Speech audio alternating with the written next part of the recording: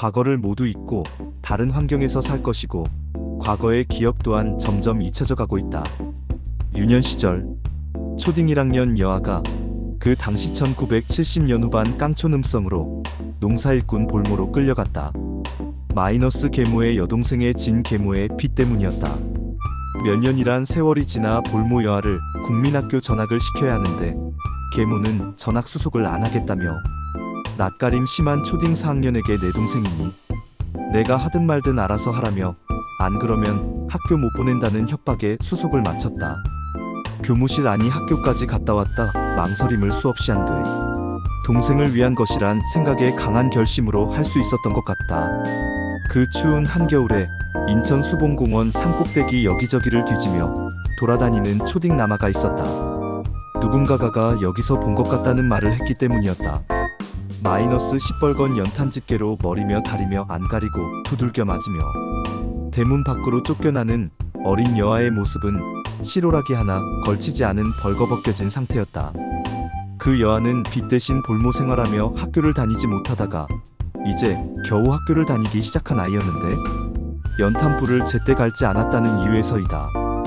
그 여아는 그 후로도 수없는 가출을 반복하며 결국엔 집에 돌아오지 않았고 부모 또한 처음부터 그 여아를 찾을 생각조차 하지 않았다. 계모 오빠 가족이 촌에서 올라와 이웃방을 구해주고 한동안 살았으며 얼마 뒤 계모 여동생 가족도 막무가내로 올라와서 거저 먹고 살고 했는데 특히 여동생 남편은 우리 집을 자기 집 안방처럼 사용하며 따뜻한 상석을 독차지하고 아버지를 개무시하기까지 했다. 그는 계모와의 관계가 의심스러울 정도로 자기 와이프같이 대하며 하고 싶은 대로 했기에 충격적인 모습에 그 이름도 지금도 기억하고 있다. 김명맹용. 계모는 그의 아들에겐 점심값으로 500원씩 주고 난 매일같이 운동장으로 달려가서 수돗물로 배를 채웠다. 육성회비, 수업 자료비, 성금 모금, 학용품 비용 등은 포기했으나 간혹 어쩔 수 없는 경우는 그의 아들이 용돈 받을 때 같이 말해달라고 구걸하듯 사정사정 부탁하였으나 그것도 못 받을 때가 많았다. 그 당시 전학생이 챙겨준 우유로 첫 우유를 배웠고 태권도 빨간띠 보디가드가 있었으며 같이 공부하자던 우등생도 있었다. 그러나 나의 학교 생활은 선생에 대한 존경이 바뀌었고 삶에 대한 회의를 느꼈다. 어느덧 6학년 당연히 중학교를 못 가는 줄 알았으나 중학교 진학원서 마감 일주일 남기고 그래도 중학교는 보내자는 아버지의 간곡한 부탁으로 원서를 제출하게 되었다. 더군다나 사립중학교라 수업료, 육성회비, 기타 학비 등이 조금 더 비쌌고 역시나 아침 시간엔 선생에게 매일 같이 혼나는 게 다반사였고 담임 앞에서 울음으로 동정심을 유발한다는 미움도 샀다.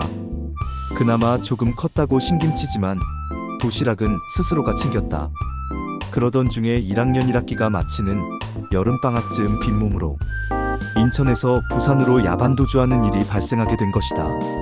부산에서의 생활은 여인숙 뒷골목방에서 엄지손가락만한 바퀴벌레와 함께한 더위와의 싸움이었다. 면일을 굶다가 명절 때 불우이웃에게 주는 콩기름, 쌀을 받으면 커다란 양은 냄비에 물을 가득 담고 이웃에게 얻은 된장을 풀고 그 위에 콩기름을 넣고 팔팔 끓여서 갓 지은 흰쌀밥에 먹으면 그렇게 맛있었다. 그 큰 양은 냄비와 콩기름 된장국이 한 번에 모두 비워지는 순간이었다. 그런 어려운 시기에 인천 사립중학교에 반에서 2등하던 애가 2달간 중학교를 가지 못했다.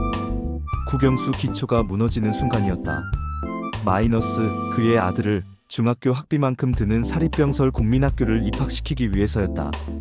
부산중학교 전학날 IQ 좋고 공부도 잘하는 아이가 왔다고 선생들은 서로 자기 반으로 데려가려고 했다.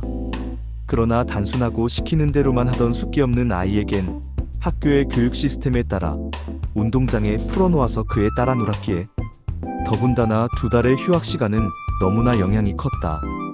그래도 다행히 반에서 중간 안에는 들었다. 항상 그랬듯이 수업료 등은 매번 밀렸으며 결석하는 날은 소풍 가는 날이거나 수학여행 가는 날이었다.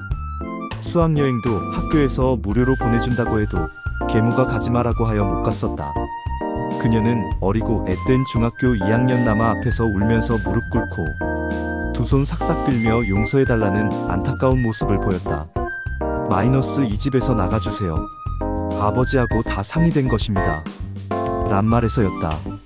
아버지의 입장과 내가 이해 못하는 어른의 입장을 생각해서 용서를 하였지만 여전한 계모의 모습과 태도였기에 인간이란 존재 자체를 거부하고 싶었었다. 그러다 포기하던 고딩입 학원서도 마지막 제출 요청 때 신청을 하게 되었다. 인천에서 중학교 통학이 새벽에 출발해서 어두워진 늦은 밤에야 집에 도착했었다. 걸어다니기엔 작은 체구이고 요령도 모르는 무던한 아이였지만 그래도 긴 시간이었고 고된 통학기간이었다. 부산 고딩도 그렇게 다니기엔 너무나도 힘들었기에 신문지국 앞에서 몇 번이고 망설이다가 시작한 신문 배달 27,000원부터 시작한 배달 월급. 받으면 전액 고스란히 계모에게 주었다. 그러면 한 달 버스비를 나에게 주고 나머진 구미에 있는 계모 아들에게 용돈으로 보내줬다. 물론 학용품비나 기타 비용은 일절 내가 알아서 해결해야 했다.